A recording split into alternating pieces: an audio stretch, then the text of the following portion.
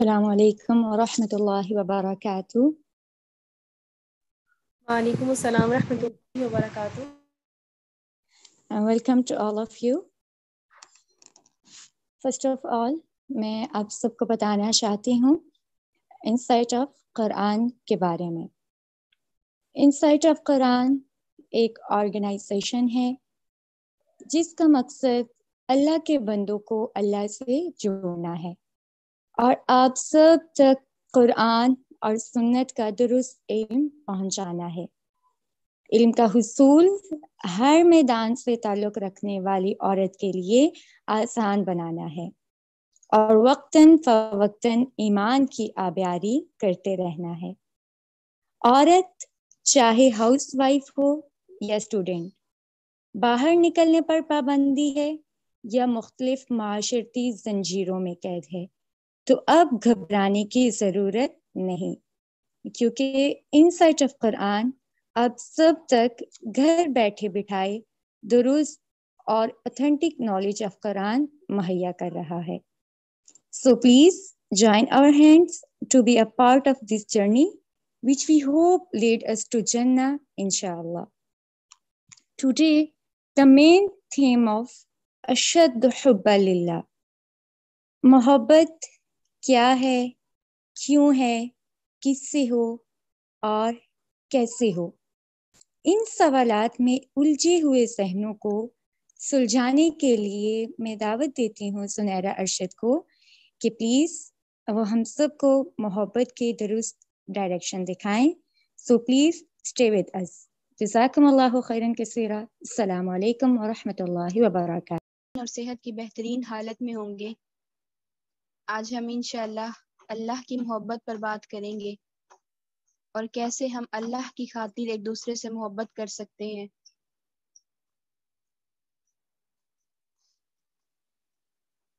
نحمده ونصلي على رسوله الكريم اما بعد فاعوذ بالله من الشيطان الرجيم بسم الله الرحمن الرحيم ربي اشرح لي صدري ويسر لي امري واحلل عقدة من لساني يفقهوا قولي ربي زدني علما. ومن الناس من يتخذ من دون الله اندادا يحبونهم كحب الله. اور لوگوں میں سے بعض ہیں جو بنا لیتے ہیں اللہ کے ساتھ شریک، وہ محبت کرتے ہیں ان سے جیسی محبت اللہ سے کرنی چاہیے.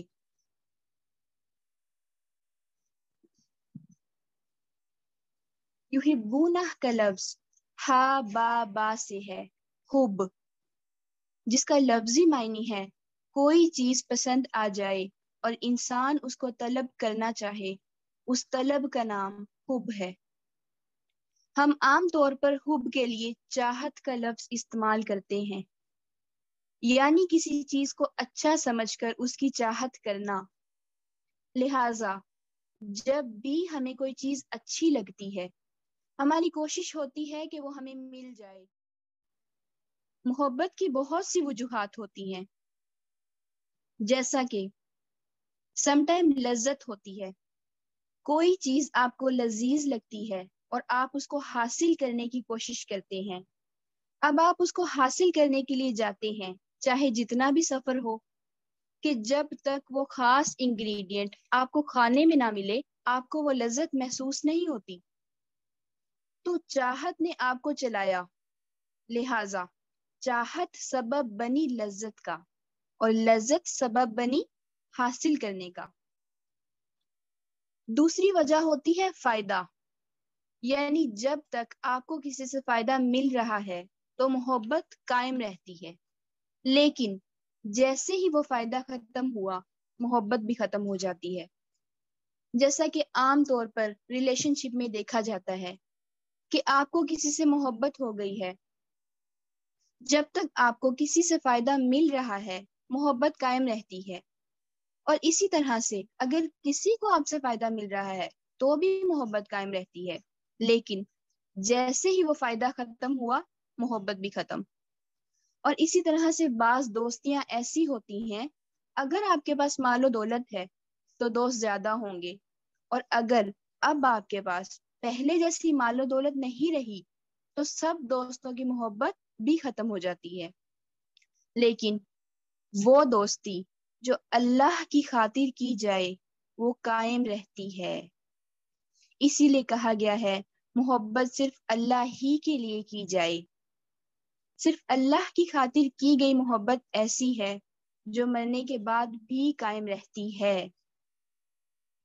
اور اگر دنیاوی چیزوں کی محبت دیکھی جائے تو کیا ہوتا ہے، جتنے دن وہ چیز قائم رہے تو محبت ہوتی رہتی ہے، لیکن جیسے ہی وہ چیز گئی تو محبت بھی گئی۔ تیسری وجہ ہوتی ہے کوئی خوبی یا فضیلت۔ جیسے کسی کے پاس علم ہے تو اس سے محبت اس کے علم کی وجہ سے ہے، یا پھر کوئی خوبی، اگر کوئی انسانوں کی خدمت کرتا ہے، اخلاق اچھا ہے کسی کا، تو اس سے محبت اس کی خوبی کی بنا پر ہے۔ یہ بھی ایک مضبوط بنیاد ہے محبت کی، کہ جب کسی انسان کے مضبوط کردار کی وجہ سے اس سے محبت کی جائے، یہ ایک پازیٹیو بنیاد ہے محبت کی۔ لیکن پہلی جو دو وجوہات ہیں محبت کی وہ عارضی ہیں، کیونکہ لذت اور مفاد دونوں عارضی ہیں۔ جیسے والدین جب تک وہ ہمارے لیے کچھ کرتے ہیں تو ہم محبت کرتے ہیں ان سے، لیکن جب وہ بوڑھے ہو جاتے ہیں تو ہم کہتے ہیں بس اب ان کی ضرورت تو ختم ہو گئی ہے۔ یہ بھی مفاد والی محبت ہے، حقیقی نہیں ہے یہ۔ تو ماں باپ سے محبت کس لیے؟ چاہے وہ بوڑھے ہو جائیں، کیونکہ وہ ہمارے ماں باپ ہیں، اور اسی لیے ہی ان سے محبت کی جائے گی۔ ان کا ماں باپ ہونا باعث محبت ہے۔ اسی طرح اہل علم ہونا باعث محبت ہے۔ جیسے امام بخاری ہیں اور بڑے بڑے ائمہ ہیں، ان کو ہم نے دیکھا نہیں ہے لیکن ہمیں ان سے محبت ہے۔ صحابہ کرام، ہمیں ان کے بارے میں جان کر محبت محسوس ہوتی ہے۔ ہماری ان سے کوئی رشتہ داری نہیں ہے، کوئی اس وقت تک ان سے فائدہ، ابھی وقتی فائدہ حاصل نہیں ہو رہا ہم سے، لیکن کوئی لذت کچھ نہیں، تو وجہ ان کا ایمان ہے اور اللہ کی خاطر محبت ہے۔ اسی طرح تقوی والوں کا ایک رعب اور عزت ہوتی ہے، ہمارے دل میں ان کی ایک خوبی کی بنا پر یا پھر انسانیت کی بنا پر۔ اسی طرح آپ دیکھتے ہیں بہت سے ایسے لوگ ہیں جو مسلم نہیں ہوتے، لیکن آپ کے دل میں ان کے لیے ایک رسپیکٹ ہوتی ہے، ہم اچھے الفاظ میں ان کا ذکر کرتے ہیں، تو یہ محبت ان کے کردار کی وجہ سے ہوتی ہے۔ اللہ سبحانہ و تعالیٰ نے ہمارے لیے جو چیزیں بنائی ہیں ان میں لذت بھی ہے، خوبصورتی بھی ہے اور فائدے بھی ہیں۔ تو ہونا تو یہ چاہیے تھا کہ محبت صرف اللہ ہی کے لیے ہوتی، لیکن لوگ اس کو بھول کر دوسروں کی محبت میں گم ہو جاتے ہیں۔ محبت انسان کی بیسیکلی ضرورت ہے، اس کی فطرت میں یہ چیز رکھ دی گئی ہے کہ وہ محبت کرتا ہے۔ جیسے ہمارے جسم کی ضرورت ہے کھانا پینا، قرآن روح کی ضرورت ہے، اور اسی طرح سے علم عقل کی ضرورت ہے۔ اور محبت انسان کی جذباتی ضرورت ہے، یہ ایک فطری جذبہ ہے، جیسے باقی ضروریات ہیں۔ انسان کسی بھی چیز سے محبت کر سکتا ہے، جیسے کچھ لوگ انسانوں سے محبت کرتے ہیں، کچھ لوگ پیٹ سے محبت کرتے ہیں، کسی کو مال و دولت اٹریکٹ کرتا ہے، ہر ایک کی الگ چوائس ہے۔ تو جائز حد میں رہ کر کسی بھی چیز سے محبت کی جا سکتی ہے، ہمیں محبت سے منع نہیں کیا گیا، لیکن لمٹس میں رہ کر کرنے کو کہا گیا ہے۔ شدید محبت وہ صرف اللہ سبحانہ و تعالی سے ہونی چاہیے۔ سب سے بڑھ کر جس سے محبت کی جائے وہ صرف اللہ کا حق ہے، کہ ہم اپنے قیمتی ترین جذبات صرف اس کو دیں جس نے ہمیں سب کچھ دیا، لیکن لوگ اس کنسیپٹ کو سمجھ نہیں پاتے، بھٹک جاتے ہیں۔ جیسی محبت اللہ سے کرنی چاہیے ویسی محبت وہ غیر اللہ سے کرتے ہیں۔ غیر اللہ کیا ہے؟ یعنی اللہ کے علاوہ باقی سب سے محبت کرنا۔ کچھ لوگ سٹیٹس، خوبصورتی سے محبت کرتے ہیں، کچھ کو دوسرے انسان کی محبت میں گرفتار ہو کر رہ جاتے ہیں۔ تو یہ ساری محبتیں غیر اللہ کی ہیں۔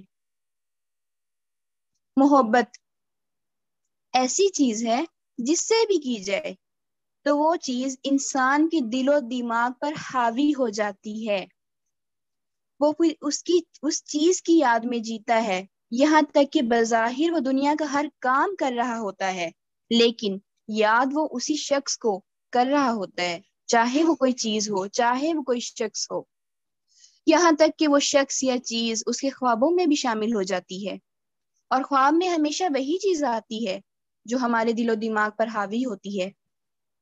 یہ ساری علامتیں شدید محبت کی ہیں۔ تو لہٰذا ہر انسان کی زندگی میں ایک نہ ایک پرائیورٹی ضرور ہوتی ہے جسے وہ ہمیشہ نمبر 1 پر رکھتا ہے، جس کی محبت میں وہ مبتلا ہے۔ باقی ساری چیزیں اس کے لیے سیکنڈری ہو جاتی ہیں، ہر چیز سے تعلق اس کا سیکنڈری ہو جاتا ہے، اور پھر آتے ہیں وہ لوگ والذین آمنوا اشد حبا للہ، جو ایمان لاتے ہیں اور اللہ کی محبت میں شدید ہوتے ہیں۔ ایمان کا تقاضا ہے کہ انسان سب سے بڑھ کر اپنے رب کو چاہے، اشد حبا للہ، یعنی شدید ہو جائے اللہ کی محبت میں۔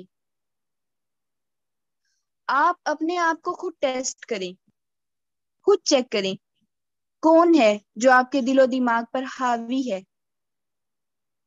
اگر ایسا ہے کہ کوئی سوتے اٹھتے جاگتے آپ کے دل و دماغ پر حاوی ہے تو یہ شرک ہے۔ کس قدر سخت بات ہے یہ، لیکن حقیقت ہے، اور یہ ضروری ہے سمجھنا کہ گھر، مال و دولت، انسان، دوست، اولاد، کوئی بھی تعلق ایسا نہیں ہونا چاہیے جو آپ کے دل و دماغ پر چھا جائے اور اللہ سے آگے ہو۔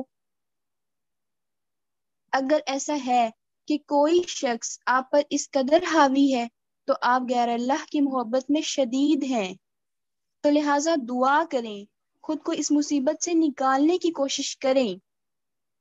جی یہ مصیبت ہے، بیماری ہے بہت بڑی کہ آپ ایک انسان کو سر پر سوار کریں اور پھر خود کو کسی قابل نہ چھوڑیں، ہر کام سے دستبردار ہو جائیں۔ یاد رکھیں، ہر وہ چیز جائز نہیں ہے، ہر وہ چیز جو آپ کو اللہ کے حکم کی تعمیل سے روک دے اور اللہ کی یاد سے غافل کر دے، جس میں آپ اپنے فرائض کو چھوڑ کر صرف اس ایک شخص کو یاد کیے جائیں۔ شیخ عبد القادر جیلانی نے کہا ہے، اے بندے، جس سے تو محبت کرے وہ تیرا معبود ہے۔ تو اللہ کے سوا کوئی معبود نہیں ہے، اللہ کے سوا کوئی ہے ایسا جو ہماری سچی اور خالص محبت کا حقدار ہو؟ اس کا ہرگز مطلب یہ نہیں ہے کہ ہم محبت کرنا ہی چھوڑ دیں، دل سے ہی نکال دیں، نہیں، یہ ہماری ضرورت ہے۔ لیکن آپ خود سوچیں، دیکھیں اپنے ارد گرد کہ محبت کا کیا امیج ہے۔ لوگ نا امید ہوتے ہیں، روتے ہیں، ڈپریشن کا شکار ہیں، ہر وقت اپنے ہی جیسے انسانوں پر ڈیپینڈ رہتے ہیں۔ محبت تو خوشی لاتی ہے، رشتوں کو جوڑتی ہے، سکون دیتی ہے، تو مطلب غلطی ہم خود کر رہے ہیں لمٹس کراس کر کے۔ جو شدید محبت اللہ کی ذات کے لیے مطلوب تھی ویسی محبت انسانوں سے کر بیٹھے۔ انسان بیسیکلی کمزور ہے، اس کو سہارا چاہیے ہوتا ہے، وہ خود سے کسی کو سلیکٹ کر کے جو اس کو اچھا لگے، ہاں یہ مجھے تھام لے گا، میرا سہارا بن جائے گا، میری بات سنے گا، یہ کیا ہے؟ یہ فطرت کی پکار ہے۔ آپ جب کبھی پریشان ہوتے ہیں، آپ کا دل کرتا ہے کوئی ہو جو آپ کو دلاسا دے، آپ کی بات سنے، اور اللہ تعالیٰ کہتے ہیں میں سمیع نہیں ہوں، میں تمہارے دل کا حال نہیں جانتا، میں تمہیں رنج و غم سے نکال سکتا ہوں، تو بتاؤ پھر کہ ہے مجھ سے بڑھ کر کوئی اور؟ تو انسان کی فطرت غلامی کا مطالبہ کرتی ہے۔